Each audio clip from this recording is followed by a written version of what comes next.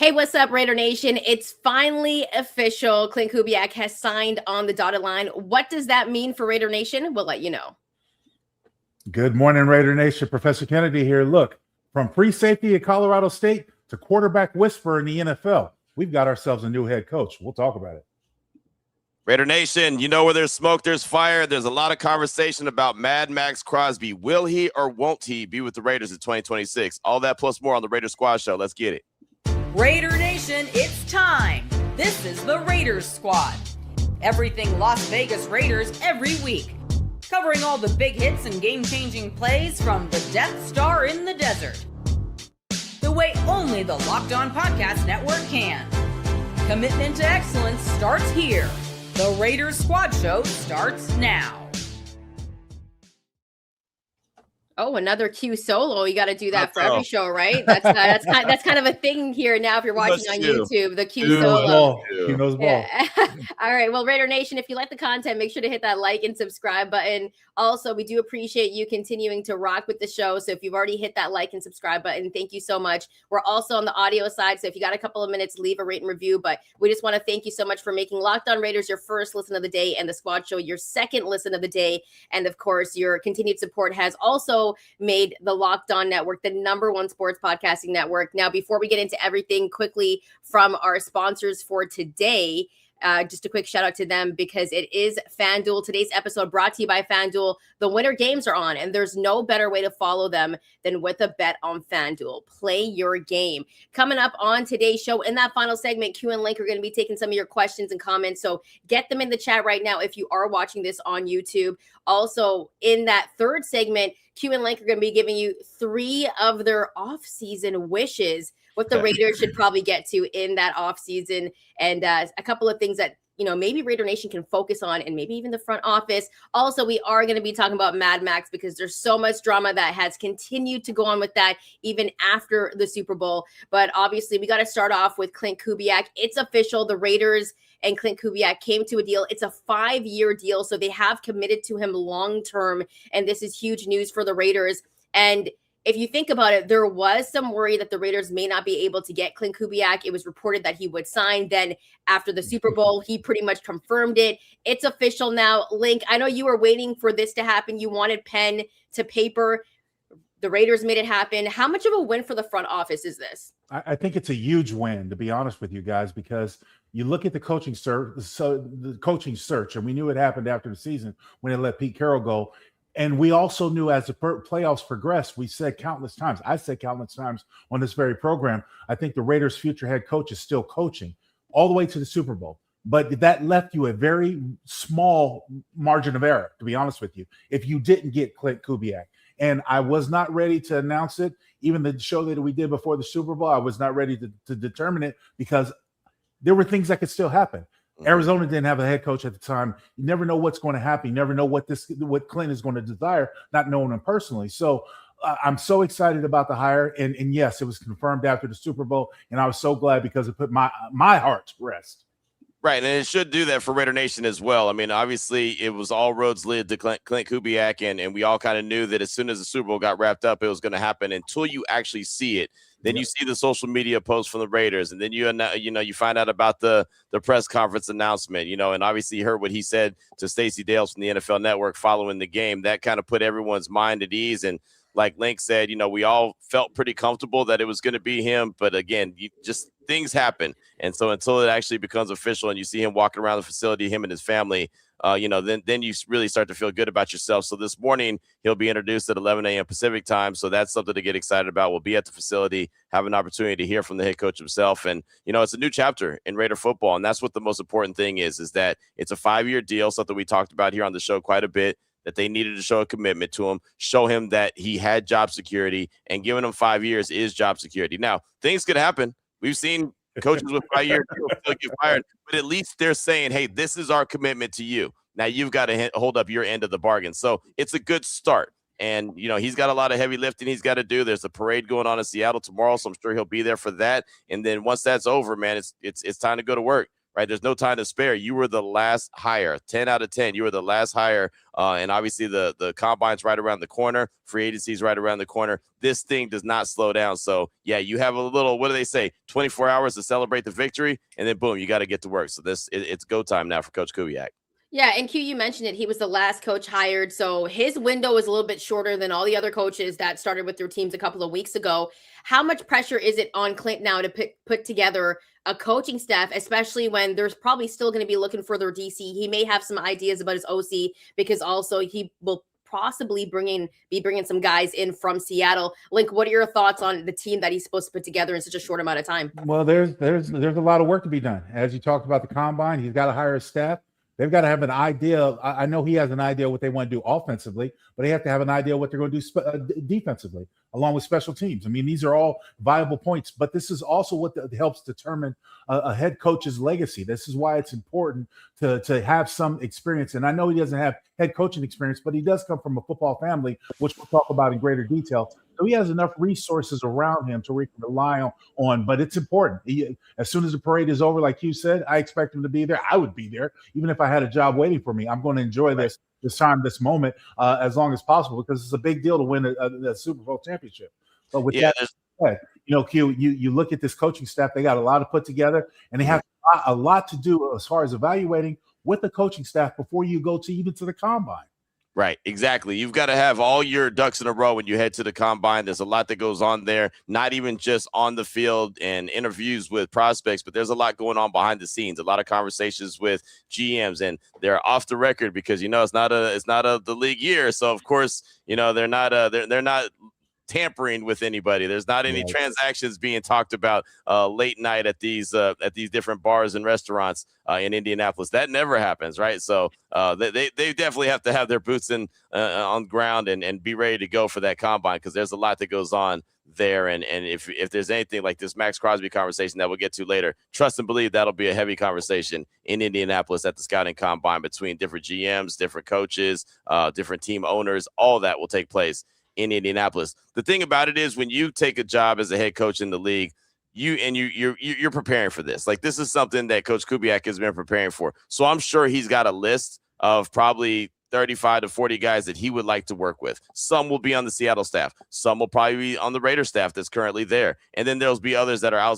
outside of the building. And I'm sure he's going to go through it pretty quickly and say, hey, boom, boom, boom. These are the guys I'm comfortable with. These are the guys that I want to work with. And this is going to be my short list. He's not going to get everybody, but he'll get a handful of guys. I do believe that this staff can come together pretty quickly because, again, I mean, that was part of the interview process. Who else would you want to bring along? Well, I got my list of guys that I'm comfortable with. This is what we want to run. And they know me. I know them.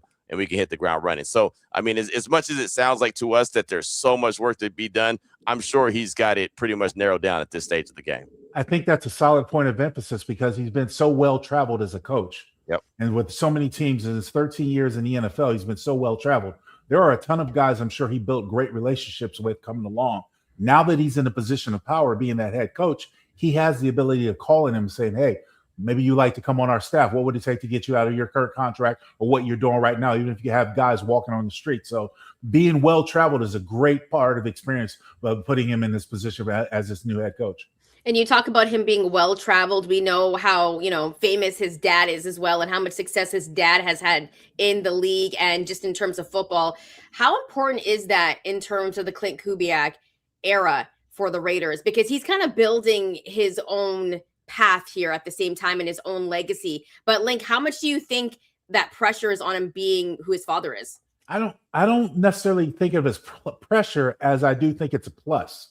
I think it's an added plus of having that background. Hey, Dad, what's going on? I mean, look, Gary Kubiak coached in a different era than today's game, than today's players. But Gary Kubiak had success, probably on point to be a future Hall of Famer, which is great when you talk about having a resource in your back pocket. Look at the Harbaugh family.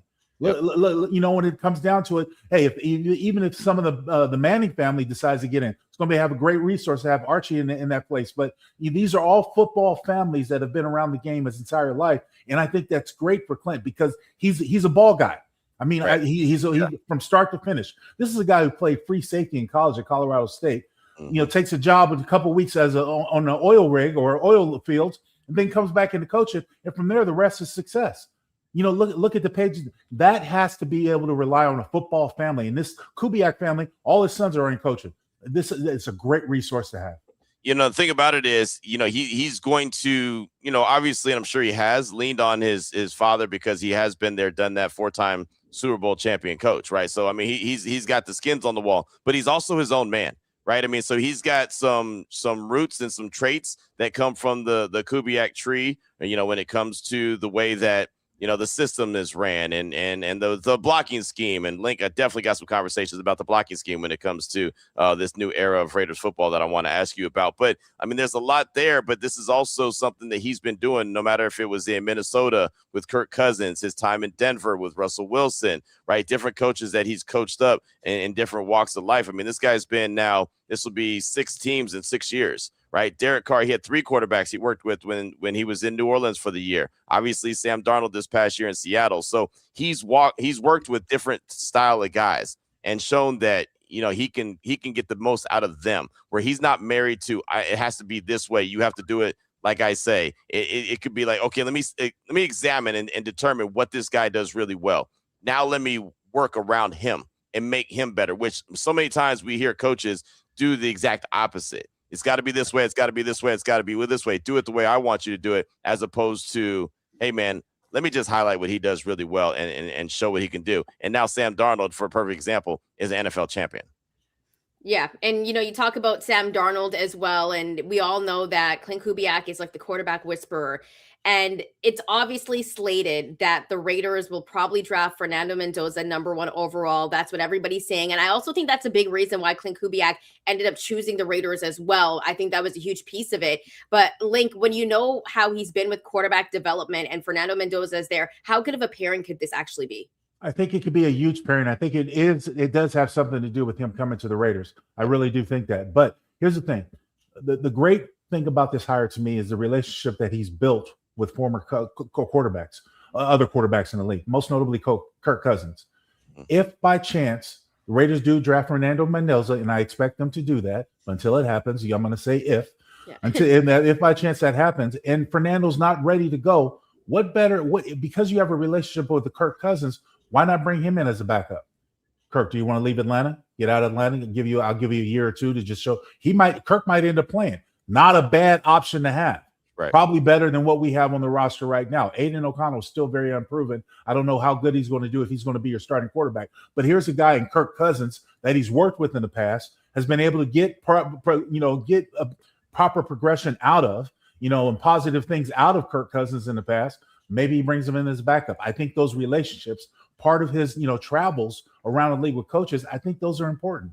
They are. They're big time important. And look, it looks like Atlanta's going to release Kirk Cousins. They're going to let him go out there and be a free agent. So that could be a situation. The biggest key for me in that situation, and with any quarterback, and there's been plenty of names that are thrown out there that the Raiders could bring into the organization or bring back to the organization to be a guy that could be that mentor for Fernando Mendoza. What does that quarterback want? What is that quarterback's goals? Is if just say it's Kirk Cousins. If Kirk Cousins is approached about being that mentor, being that bridge guy to Fernando Mendoza, is he comfortable with that?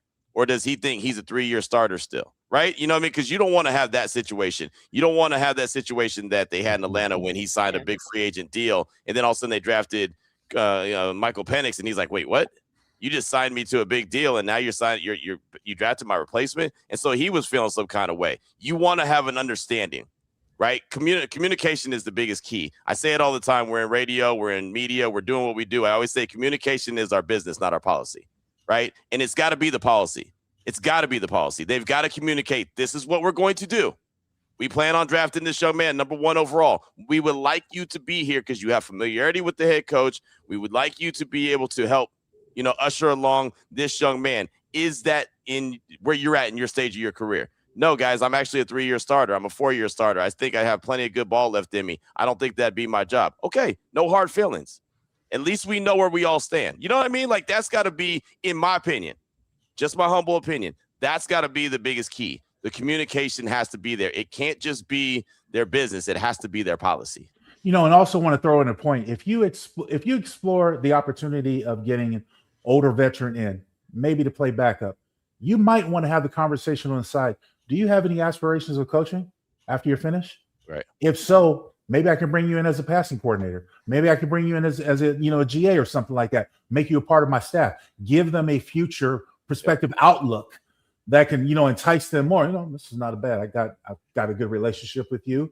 I can see myself working in the league. I want to get into the league. Maybe it is, and maybe it isn't. I can't speak to what future prospects are, but these are opportunities that I would have if I was in a head coach position and I was looking for a staff or I was looking for a backup. Hey man, look, I know you only got a couple years left, and we're bringing in this young kid. And look, I might need some help. I don't know until I see him in my system. I don't know.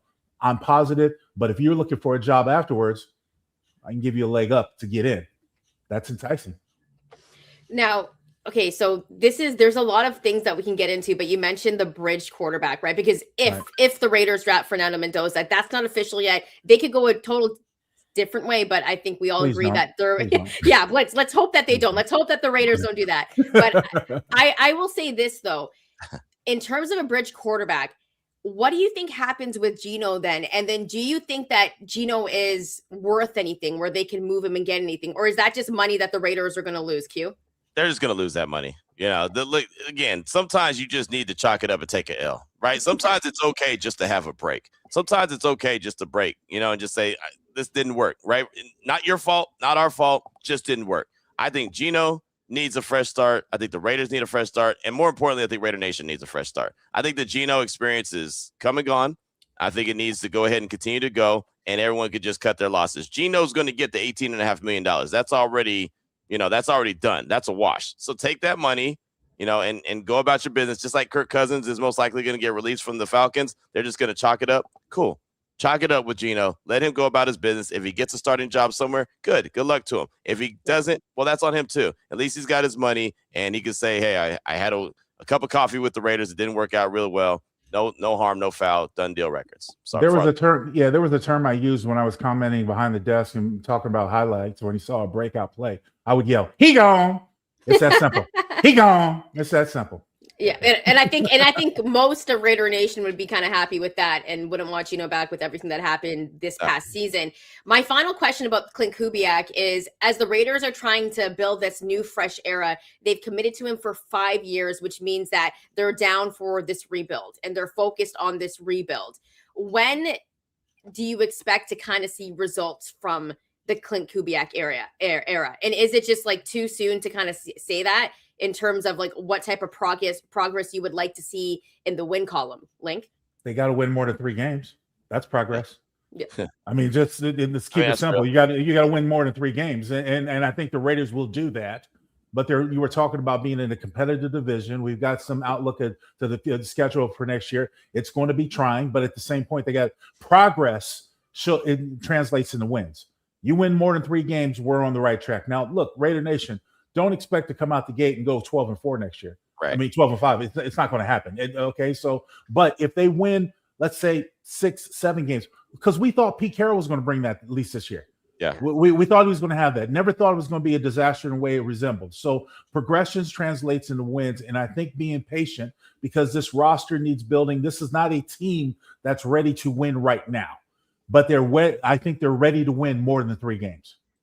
Yeah, look, I want to see the growth, and I want to see the growth well before they hit the field. I want to see the growth from the addition to the offensive line. I want to see the growth to the weapons that are around, of the quarterback, whoever the quarterback's going to be. I want to see the roster start to take shape where I can understand, okay, this is how they're trying to operate. This is, nice young corners. These guys are going to be the starters. These, you know what I mean? Like, I want to see everything put to place so you can see that this team has an opportunity to grow. The division is one of the toughest in football. We know that. It's not going to be easy to turn this thing around, right? I mean, I don't expect it to be a team that's going to be in Super Bowl 61, right? New England turned things around. They got to the Super Bowl and they take a L. They did that in year 1. I don't expect to see the Raiders do that in year 1, but as long as you see the growth, as long as you see the pieces put to place, and most importantly, and Link, I'm sure you can appreciate this, let me see the plan. Let me understand what the plan is and what is the identity of this team. One of the questions that I'll ask today, what is your vision? What is the identity in your mind of what this Raiders team needs to be under your watch? Because how many times have we talked over the last handful of years that he will be the 5th full-time coach since 2021? the fifth full-time coach since 2021. And how many times have we not had a clue what the hell the identity of this team is? I want to know that. I want to be able to look and say, when someone says, Q, who are the Raiders? I want to be able to give you an answer and not ho and hum and say, well, I mean, you know, I think they want. I don't want to give that BS answer. I want to be able to say it with my chest. This is who this team is going to be. This is what this team wants to be. This is how they're going to get there. They need to have that in place. I'm not saying they got to give us the secret sauce. They don't have to give us everything, right? They got to obviously keep a competitive advantage. You know, Link, they're not going to tell you everything. But I should be smart enough to be able to see with my eyes who this team is striving to be. That kind of stuff will make me feel good about the direction. That's similar to what you saw in Detroit with Dan Campbell. They weren't winning immediately, but you saw what they were doing. You saw the blueprint. You could see the footprints in the sand. Like, okay, I get it. This is the direction that they're trying to go. This is the ultimate goal that they're trying to achieve. And they could tell by the way that they drafted players. Remember, they drafted Jahmyr Gibbs in the first round. You don't draft a running back in the first round. They draft an off-ball linebacker. You don't draft one in the off. You know what I mean? Like, but they do, because they said, this is who we are. This is who we're going to be. That's what I want to see. It starts now. It's not even about the games in September. It's about right now, the way that they put this roster together.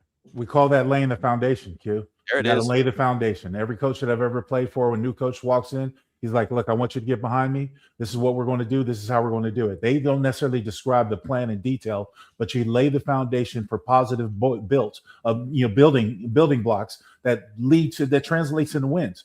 And when it's all said and done, only thing guys want to do when it comes to football season is win. They want to win as many games as possible. You talk about the transition for New England. Well, they went through their down years, 4-13 or whatever it was, before they made that run. But Vrabel came in and he brought a bunch of new free agents in. They signed a bunch of people and they said, we're changing the culture in this building. And it translated into their trip to going to the Super Bowl. So with that being said, you know, I look at this team and I look at all the changes that have happened. And as we said, even though they've got some good building blocks, basic building blocks, there's still a lot more they need to do for a team. Klint Kubiak is going to have his hands full from building the staff, getting ready for the combine, addressing free agency, everything before the 26th season starts. It's not going to be easy. It's not going to be simple. But when it's all said and done, the players in that locker room, the players that are donning the Raider helmet, all want to win.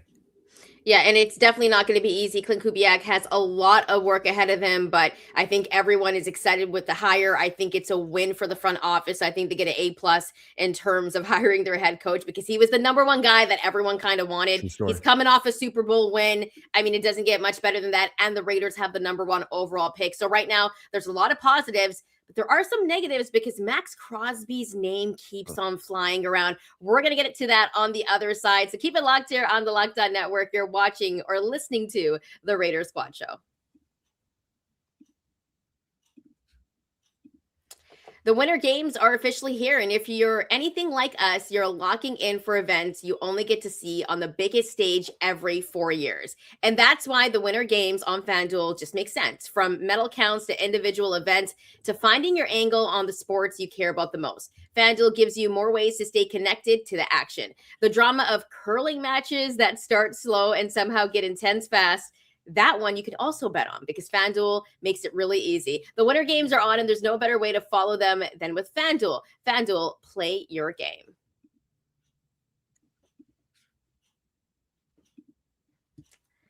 Welcome back, Raider Nation. Remember, if you like the content, make sure to hit that like and subscribe button. We also do appreciate you listening to us on the audio side. So if you got a couple of minutes, leave a rate and review. Give us a 5-star. That helps the channel grow as well. And thank you so much for making Locked On Raiders your first listen of the day and the Squad Show your second listen of the day. Remember, in that final segment, Link and Q are going to be taking some of your questions and comments. So if you're watching this on YouTube right now, get them into the chat and we'll be able to maybe answer some of them in that final segment. All right. Well, no surprise, Maxx Crosby has probably been the biggest topic since during the Super Bowl, right? Like the Raiders went into, media row. There's a lot of Raiders reporters there. We thought, hey, this is going to be great. Everyone's going to be talking about Fernando Mendoza, Klint Kubiak. And then Jay Glazer drops a bomb and said Maxx Crosby wants out. And then Maxx Crosby ends up, showing up on some, a lot of interviews, rocking a bunch of Raider stuff. So we're thinking, you know what, this can't be real. And then there's reports that go on saying that from a source that Maxx Crosby told Tom Brady that he will not play another snap for the Raiders. Now, let's get to some audio really quickly on Adam Schefter. He was on Pat McAfee Show yesterday, and this is what he said about Maxx Crosby and his time with the Raiders. Maxx Crosby told Tom Brady, hey, I'm never going to play for the Raiders again. Is that real? And then also Jason Lockenfor, I believe. Okay, Lockenfor is the one who reported that they had a conversation. Is Maxx Crosby forcing his way out? Is he most likely done in Vegas, or is this possibly just the first iteration of the Myles Garrett type thing where he gets a new deal and gets paid a bunch of money? Well, look, I think Max isn't overly thrilled to be there right now. I don't know exactly what he did or didn't say to Tom Brady. I think there's a feeling around the league that he would like to be traded. And then the question becomes, is he actually traded? The Raiders prefer not to trade him. Now, it depends how dug in and how headstrong Max is here in this particular situation. They just signed him to a contract extension a year ago. Mark Davis always has loved Maxx Crosby. They've got a new head coach coming in Klint Kubiak. They're going to have the number 1 overall pick in the draft. Fernando Mendoza is going to be a Raider. They have $90 million in cap space. And it could be that Max has grown so disenchanted with being there that he absolutely wants to move on. But I think that there may be a window to sit him down and say, look, you can be a big part of this turnaround here. And I know that they've already done that, 3 times, Yeah. Shefty? They've already done it 3 times. I got it. I know that they would prefer not to trade him. And I know that if they're even going to listen, and I'm sure they probably will wind up listening, I was told it would take a Micah Parsons type package to even consider dealing Maxx Crosby. Now, is somebody going to give up all that the Cowboys gave up for Micah Parsons? I don't know. We'll see. But I think with these situations, he may want out of there, and they may be open to listening to it, but there's still some steps that have to unfold here before we know exactly how this will play out. All right. So we've been kind of talking about this since the Jay Glazer reports, but even before then, there was a lot of talk whether or not from the national media, they were saying that the Raiders should trade Maxx Crosby. But now there is that other aspect where Max actually might want out. He hasn't publicly stated this. Link, are you starting to believe that Max wants out? No, not at all. I don't. And here's the reason why. And looking at Max, looking at his body language, especially around the facility, even after he was benched last year, I saw him as being the Raider and enjoying the fact that he is the identity of the Raiders. Now, today's player is very different. When you talk about Micah Parsons, when you talk about Myles Garrett, most recently defensive players that have made a fuss about where they were, Myles Garrett came back to Cleveland because they offered him a boatload of money. Max got paid on an extension. And I don't think it's about money at this particular time. But though I know no man is going to sit there and not listen to a new contract option. Right. Hey, Max, we got a deal for you. But my point is, today's athlete, in my opinion, feels that they've got a greater voice to be heard when it comes to making decisions. Now, I played 12 years in the league, and I had 5 coaching changes. I went through 5 different coaching styles, along with 2 teams. So you talk about, I understand not wanting to be a part of rebuilding, according to some of the rumors. I get that. But you're the man in Vegas now, and also you're coming off of a knee injury, which affects your trade value. Yep. If I'm the Raiders, I'm listening to every call that has to do about Maxx Crosby. What are you preparing to offer me? I know I've got picks. I know I've got the first pick, so I'm not necessarily hungry for picks. But what I'm hoping and I'm praying doesn't happen is a repeat of John Gruden. Don't give away Khalil Mack. Right. I don't care what price they've offered. John Gruden felt he had a 10-year deal, felt that he can make changes, and felt that he knew better as a general manager / head coach on what position. I want to get as many draft choices and build the draft and build through the draft. Well, look at some of those draft choices didn't pan out. Don't give away the identity of the Raiders if you are the Raiders. And I don't think Spytek will. But I do think Max feels that he should have a voice because he is the identity of the team. Now, to further that point, I don't mind talking to Max across the desk. Hey, man, we have to hire a defensive coordinator. Who do you like? Mm-hmm. Who strikes you? Give him some input to make him feel that he's a viable part of the team. I have no problem with that. He's not going to have the final word. I'm the decision maker, but at the same point, I'm as a general manager, I refuse to allow a player to dictate what I'm doing with the team. You're not in my position, because if that was the case, you be a general manager / player. So, but I think these players today feel that they have voices. And all the players that have the identity of the team I've seen it through every sport you talk about, from basketball to football, so on and so forth. So I don't think there's anything into the trade rumors. Sorry, I got a little long-winded. I apologize. No, it was great. It was great. I mean, and I don't disagree with you. I've been doing my due diligence and been trying to talk to as many people as possible. I talked to Jason LaConfora yesterday on the radio show, asked him straight up about it. And, it's so funny because you read the headlines from what he says, and then he comes on the radio show and he said, now look, Myles Garrett said the same thing a year ago this time. He said, hey, I'm not playing for the Cleveland Browns. He was on Radio Row right where I was at. He told everybody that would listen, I'm never playing for Cleveland again. It ain't about the money. It ain't about nothing. I want to win. They're not going to win. And he went to every single media outlet there in New Orleans and swore up and down he would never, ever, ever play for Cleveland again. Until 5 days later when they paid him $40-something million a year. We suck tax. Again, I agree with Lincoln. This is not about money when it comes to Maxx Crosby, but I do think it's about a plan. And I do think that where there's smoke, there's fire. I definitely think that there has been conversations, whether they were older conversations when he got sat down for the last 2 games of the season and he was furious and called his buddy Jay Glazer and said, I want out. This is dumb. And he was angry. Who hasn't done that before? Who hasn't done that in a relationship? I'm done with this. This is stupid. Right? I mean, who hasn't done that before? So maybe that was the situation. The one thing that we don't have clarity on in any of these reports, whether it's Jay Glazer, whether it's Diana Rossini, whether it's Jason LaConfora, none of us know when the timeline of these comments were made. I think that's probably the biggest question. When was these comments apparently made, allegedly made? Because we don't know. And the other thing about this is Maxx Crosby has every platform available to him.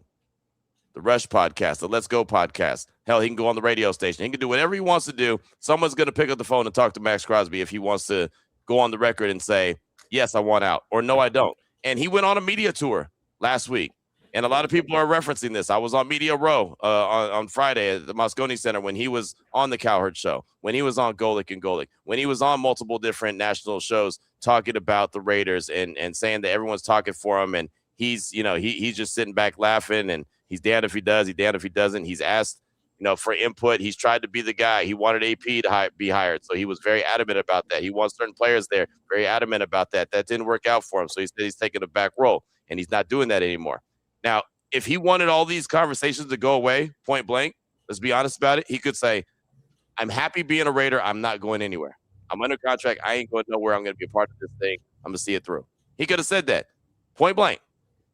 And I promise you, go back and listen to any of those interviews. Did he ever say those words?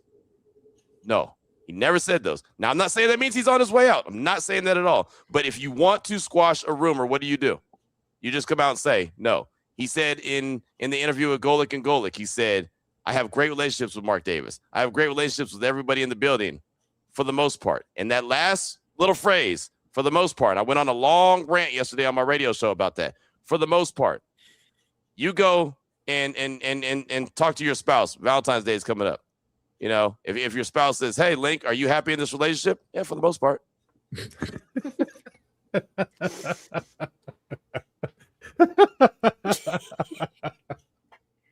I'm through. Go ahead. It just leaves the window open. I'm just saying, it just leaves the window open. So yeah. I think this is something TBD when he sits down with Klint Kubiak and talks to him. I think that there's more clarity that will come from this subject, but I think right now it's still TBD. I don't think that he's on his way out. I don't think the Raiders want to trade him. I don't know what Maxx Crosby's feeling inside because he hasn't come out and said it point blank if he wants in or he wants out. Serious. But that's exactly what I would say too. For the most part. For the most part. Okay, so Q, you and Link both make some really good comments, and you guys both have some really good thoughts. But I want to piggyback off something you said. I think Maxx could totally just make those rumors go away. And the fact that he hasn't, that's what worries me, because we know how vocal Maxx has been. Maxx isn't really saying anything. So it kind of makes me believe that there is some truth to the rumors. Now, I don't think he actually wants, I don't think he's disloyal to the Raiders, right? No, that's the thing. I think he is the face of the Raiders, and I think he bleeds silver and black. However, I do think there was that little thing in his head that's like, maybe I can't win here. I'm getting near, he's not at the end of his career, but he's getting into his 30s pretty soon. Right. So he's dealing with some massive injuries as well. And he's getting older. So maybe he's thinking, hey, I want to win at this point. At the same time, I think if Maxx was to come out and say like, hey, I want to have a trade, Raider Nation would be pissed. right? Because you know how passionate Raider Nation is. And so Right. I don't think Maxx wants to be the guy that comes out and says, hey, I want to trade. But him not saying anything makes me think that he does want this trade to happen at the same time. There is some truth to it. And he doesn't want to be seen like the bad guy to Raider Nation. And that's okay. And the one thing I'm not going to do is I'm not going to try to diagnose and break down what everything Maxx Crosby said. All I can do is react to what he has said. I can't react to what he hasn't said, right? I can't say how he feels. I'm not in Maxx Crosby's head. I'm not in his circle like that where we're having conversations. Jay Glazer is his good buddy, right? I don't think that it was coincidental when we were on Radio Row last week and Jay Glazer tells our good friend Jason Fitz that, Maxx is out. This is Maxx is doing. And Diana Rossini is on another radio station talking about Maxx wants to play for Mike Vrabel. Same day, around the same time frame, it drops. I don't think that was a coincidence. I don't believe in coincidence like that. And then both guys, Glazer and Rossini, kind of walked it back. I talked to Rossini. I talked to her. She said straight up, oh, that was kind of blown out of proportion. That was an older conversation. Okay, so she walked it back.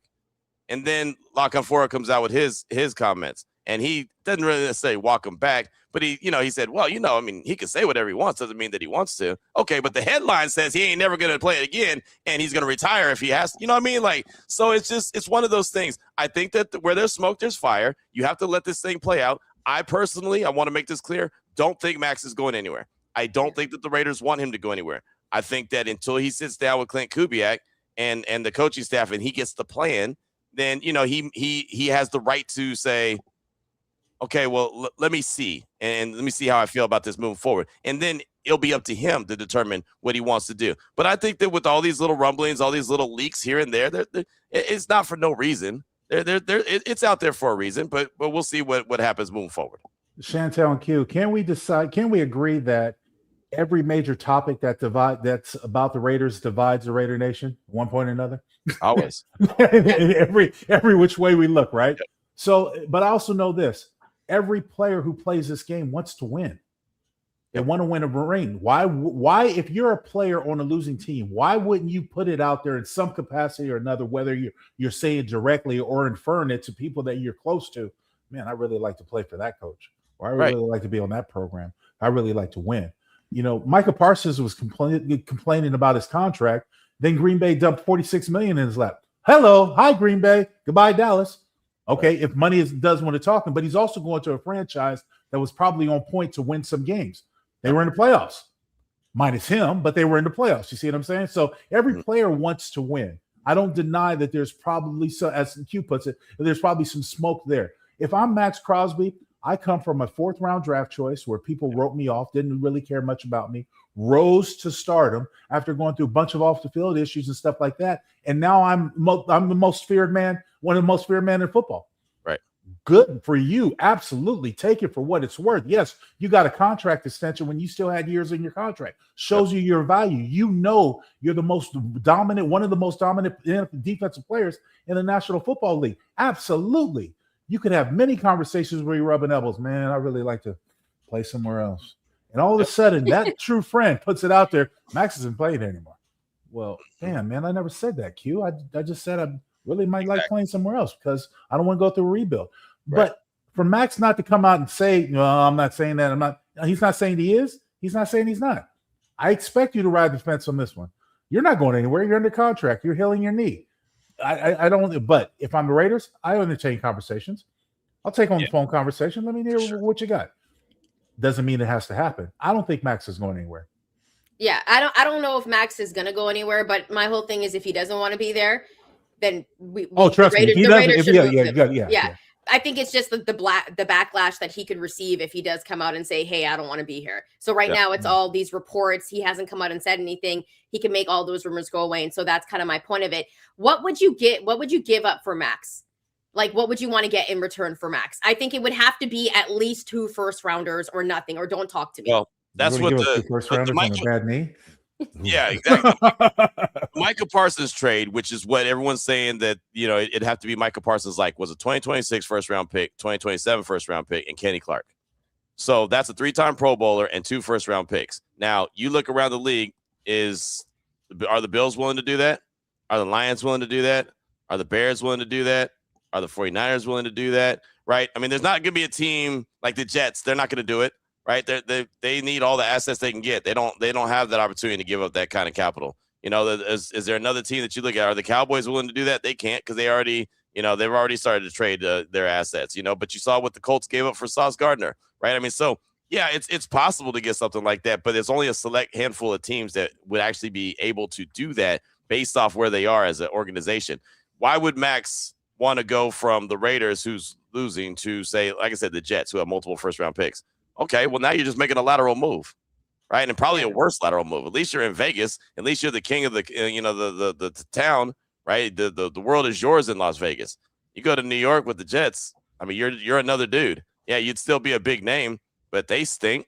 They don't. Their head coach is a guy that's probably going to be on the hot seat this year.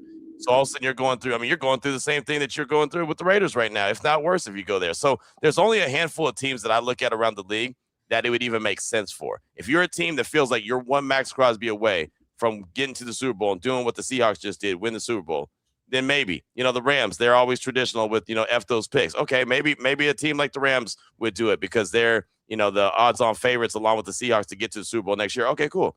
Maybe that's the team that looks to do it. But again, it's not, you don't have the pick of the litter. You're not looking at the other 31 teams in the league. You're probably looking at like 5 or 6. The intangibles I look at is, one, the injury, coming off of the knee injury.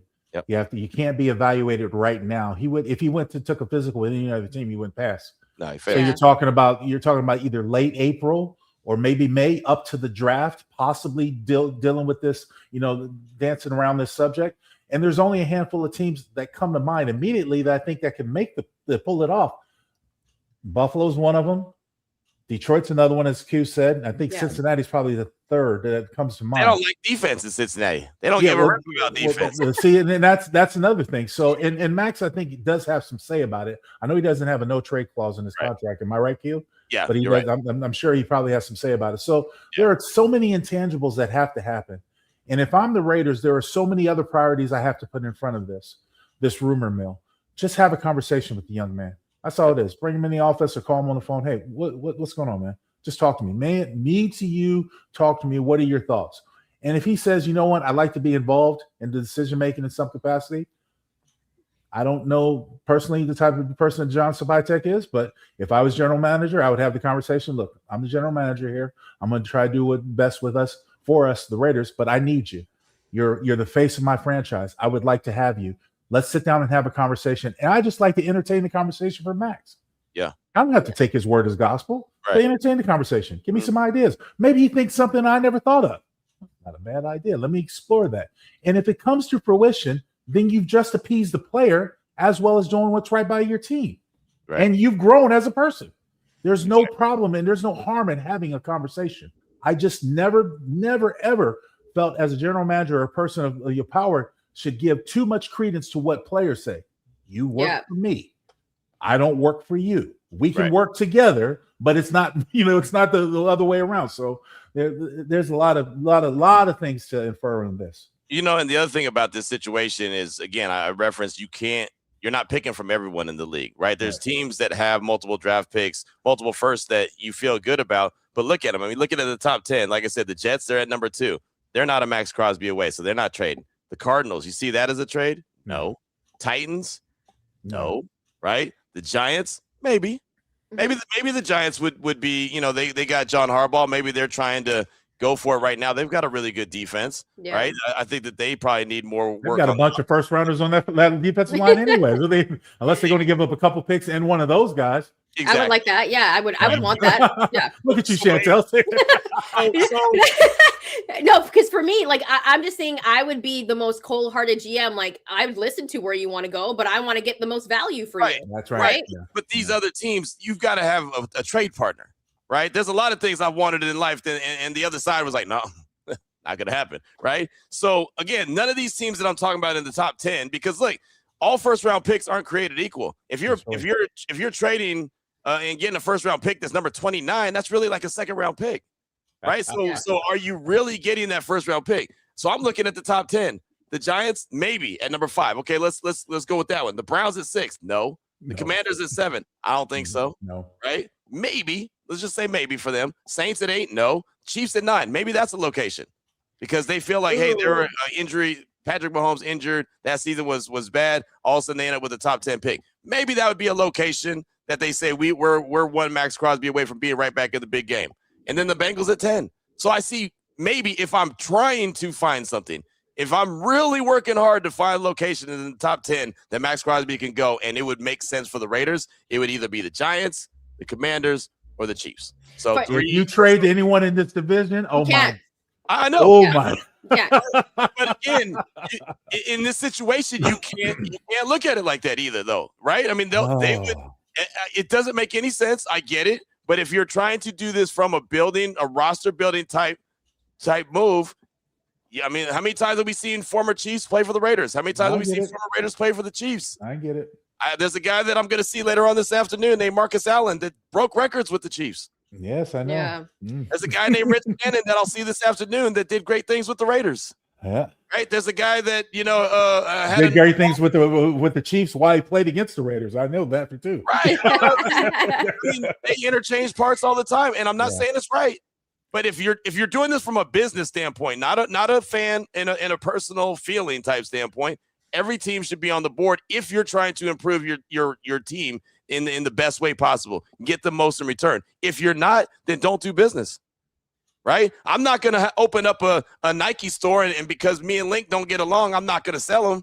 So, what do they say on Friday? You better get up off your shoulders and go sell that thing. Exactly. You know what I mean? Like, hey man, there ain't no vision there. That you've got to just go and do what's best for you, regardless who it is. That's why, again, I don't think that there's realistically good landing points for him, even if in fact they were looking to trade him. Yeah, Max wouldn't look good in that red and ugly yellow though. But just saying, that's a trade I would never want to see go down. It would make everybody sick. I'm just looking at teams that would be willing to do it to put them over the top. Again, not trying to push any dumb narrative at all. I'm just trying to look at it from a business standpoint. If it makes sense for the Raiders and it makes sense for others, Giants, Commanders, Chiefs, maybe Bengals, but they don't play defense. So there's, So outside of that, is there really some destinations that you feel comfortable with that you're going to get the most value for a guy that plays at the level of Maxx Crosby? I don't think so. Yeah, and if you do trade to a good team, you're probably going to get a late first rounder. So, depends on how much you value that. But it'll be interesting to see what happens with Max. Obviously, there's going to be a lot of talk about Maxx Crosby before the draft, during the draft, whether he's moved or not. But I'm sure we'll get to hear some more reports along the way. But coming up on the other side, Link and Q are going to be giving you their 3 wishes for the offseason on what the Raiders focus on. That's coming up on the other side. Keep it locked here on the Locked On Network. You're watching or listening to the Raiders Squad Show.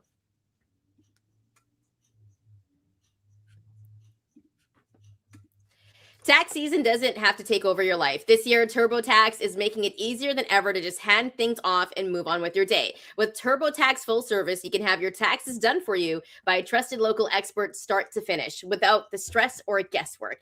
It's a huge time saver and gives real peace of mind knowing an expert is handling it. For a limited time, you can have your taxes done by a local TurboTax expert for just $150 all in. If a TurboTax expert didn't file for you last year, all you have to do is file by February 28th. Take taxes off your plate and get back to your life. Visit turbotax.com/local to book your appointment today. Welcome back, Raider Nation. Remember, if you like the content, make sure to hit that like and subscribe button. In that final segment, Link and Q will be taking some of your questions and comments, so drop them in the chat now. Now, when we talk about the offseason, the Raiders have a lot of holes that they need to address. But when it comes to 3 things that you would like the Raiders to do in the offseason for the Raiders to focus on, what are those 3 things? Link, will go with you first. First and foremost, fix that offensive line. Did you already make a call to Tyler Linderbaum from the Ravens, that center that out there? Fix that offensive line. And I don't care how you address it, but address it quickly, because you have to secure the fact that you've got an offensive-minded coach who's going to bring in a new system. And here, I need some big boys out there to protect whoever you have at quarterback and whatever system you run. So I'm making the first call to find to take care of that offensive line. Secondly, I think the Raiders need to find an X receiver, a true X receiver. Someone like an Alec Pierce. There are other guys that are out there, but someone who's a good route running and knows how to get open, especially against a lot of the zone defenses that you're seeing defenses play, the complicated zone and man matchups. And third and foremost, they have to secure that linebacker spot. Now, I wouldn't be opposed to trying to re-sign Devin White. I thought he had a great year, and I think he's still production, but there are limitations that he has. There was another guy that came out of Utah a few years ago, Devin Lloyd, that I love too. I wouldn't be opposed to going after that. So I think you go offensive line, wide receiver. These are methods of priority. Obviously, we're making Maxx Crosby happy, but I don't think I just think that's just smoke. But obviously, get that linebacker fill. You got to get that linebacker taken care of. Yeah, look, my first two priorities is the offensive line, right? I mean, 1 and 2. I like that. 1 and 2, right? You got to get the proper offensive line coach in there. Like, look, this is the reality of it. The Kubiaks, similar to the Shanahan tree, what do they do, Link, when it comes to their blocking schemes that they run? Zone. Okay. Yeah. Zone blocking hasn't really been very, good for the Raiders. Let's put it like that. It hasn't really worked out too well. So my biggest thing is I love the zone blocking scheme because it does work around the league. It doesn't work for the Raiders. So what the Raiders need to do is figure out who can run that scheme, right? That's the most important thing as far as I'm concerned. Who can run that scheme? We're looking at different names that are free agent offensive linemen. There may be guys that Klint Kubiak is very familiar with, and whoever he's going to bring in as offensive line coach, and we're going to ask that question coming up at 11 o'clock this morning Pacific time, about that. That's one of my big questions that I want to know. Who do you have tapped for the offensive line, or how important is it? What are the characteristics that you're looking for, the traits for a guy to run that scheme? Because if it works well, you just saw Kenneth Walker win the MVP of the Super Bowl. When I saw K9 run, all I saw was Ashton Genty. That's all I saw and thought, wow, what he could be. And he's patient. He has patience. He didn't have patience this year. He couldn't. Yeah. He was getting hit multiple times. So you've got to address not necessarily the name of the offensive lineman. You've got to address who can run that scheme the best. The Raiders cannot miss on this. If they go another time at it, and they've had, how many times have they gone and tried to go with the zone blocking scheme? It hasn't worked. If they go at it again and it doesn't work, it's going to be a fail. It just is. They're not going to be able to maximize it to the best of their ability. But you've seen going back to Houston with Gary Kubiak and Arian Foster, he was running it. Foster was running the league for a while, right? It was an undrafted dude.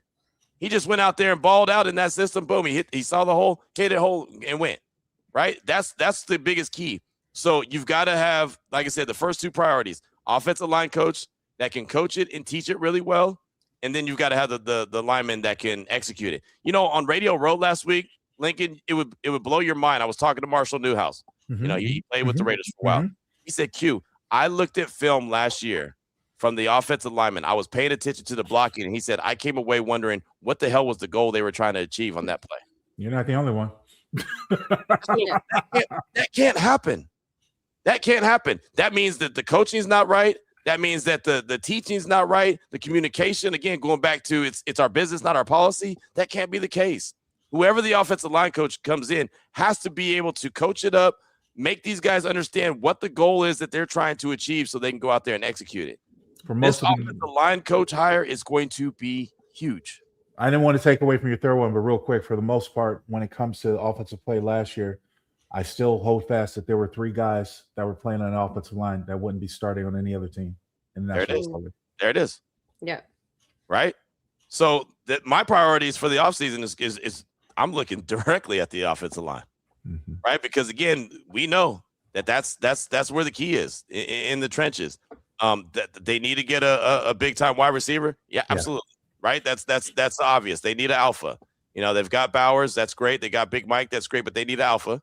I don't know who that's going to be, if they're going to get that guy in trade, if they're going to get that guy in free agency, if they're going to get that guy through the draft, whatever. But that's a priority, right? And I think that you've got to go out and get an impact player on defense as well. You got to have another impact player on the defensive side of the ball that's not number 98, right? Everyone knows what 98 does. All right, who else? You can't have 98 in them, right? 98 in them. That's who you have right now. You've got to have another impactful player. Devin Lloyd, I love him. You know why I love Devin Lloyd? He creates turnovers. See ball, get ball. He does that, right? So the Raiders need someone like that. They need someone either on the defensive line, in the linebacker room, in the cornerback room, secondary, the safety room. Someone who can make an impact. Someone who, when opposing teams game plan for, hey, man, you got to watch out for that dude right there. You got to watch out for that dude because that dude makes plays, right? Right now, They sit there in the meeting room and they say, all right, here's 98. I need you, and you to try to slow him down. Everyone else I ain't worried about. And that's no disrespect. I'm good friends with a lot of these guys on the defensive side of the ball, but none of them are guys that strike fear into opposing teams. 98 does. They've got to go out there and find another impactful player, at least another impactful player on the defensive side of the ball. Look, we talked about Maxx Crosby and him being upset. How many former Raiders were in the Super Bowl on Sunday? Oh, man. Yeah. I'd be upset too if K'Lavon Chason, if he was my teammate, now he's in the Super Bowl. I'd be upset too if Robert Spillane was my teammate and he's in the Super Bowl. Right? I mean, there's guys, Thayer Munford, my teammate, Super Bowl. Right? I mean, there's guy Austin Hooper, my teammate, Super Bowl. Yeah. I mean, I can go on and on. There was plenty of Raiders represented on Sunday in the Super Bowl, and Maxx Crosby's like, what about me? Hey, guys. So I get it. I totally get it. Yeah, and maybe the Raiders will find someone to complement Max on the defense, so we won't hear those trade rumors anymore. But coming up on the other side, Link and Q are going to be taking some of your questions and comments. So keep it locked here on the Locked On Network. You're watching or listening to the Raiders Squad Show.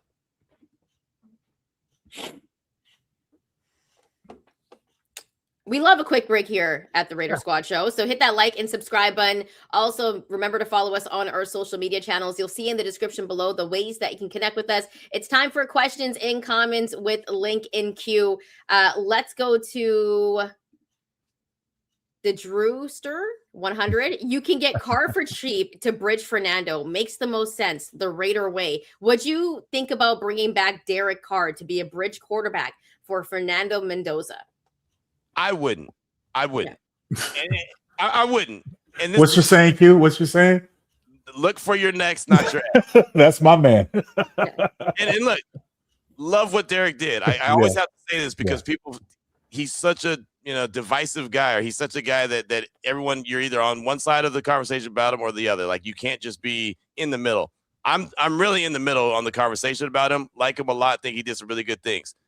Can you imagine if DC is the Raiders quarterback, and then all of a sudden you have to make way? He at some point has to make way for Fernando Mendoza. Can you imagine Raider Nation screaming from the mountaintops, "Oh, Derek, you just did Derek dirty"? Or, you know what I mean? Like, I just don't think you need that for a new chapter of Raider football. I don't think you need that.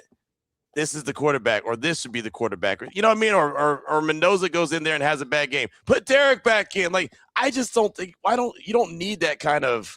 I don't even want to say headache. You just don't need that divide. I get it, man. Derek is beloved by Raider Nation. I get it, but I honestly believe it's time to move on. I thank him for everything he did. It's time to move on.